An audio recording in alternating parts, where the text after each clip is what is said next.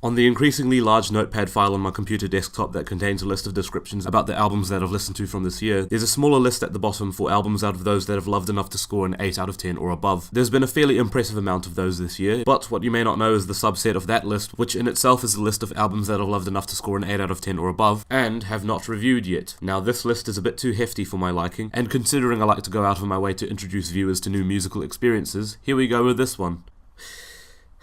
Mid-Air Thief's new album is absolutely stunning.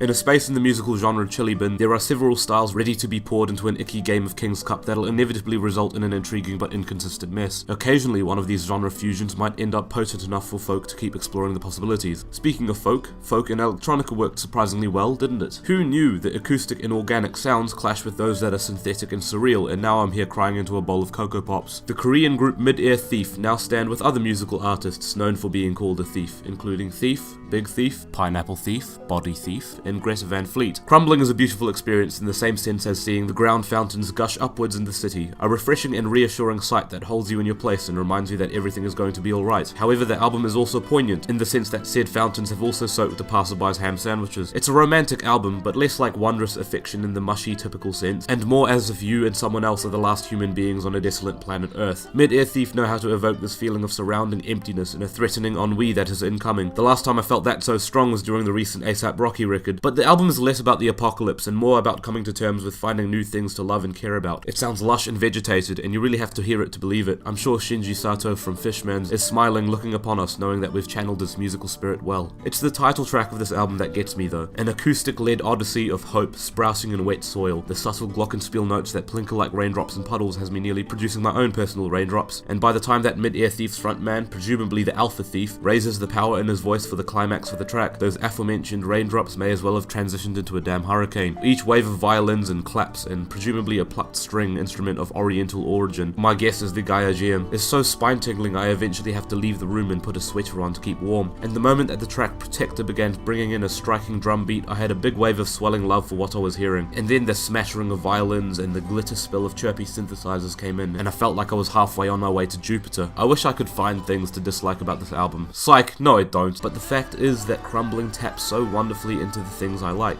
Lush instrumentation, attention to detail in the atmosphere created, brave and rewarding genre fusions, melodies and chord progressions that are far too pretty for human consumption, and an androgynous singing vocal that begins timid and unsuspecting before later becoming strained to the point of overstepping its own emotive power. It's all 8 out of 10 material for me. I mean, I kinda suggested that with the start of the video, but surely you've kept on listening since then, right?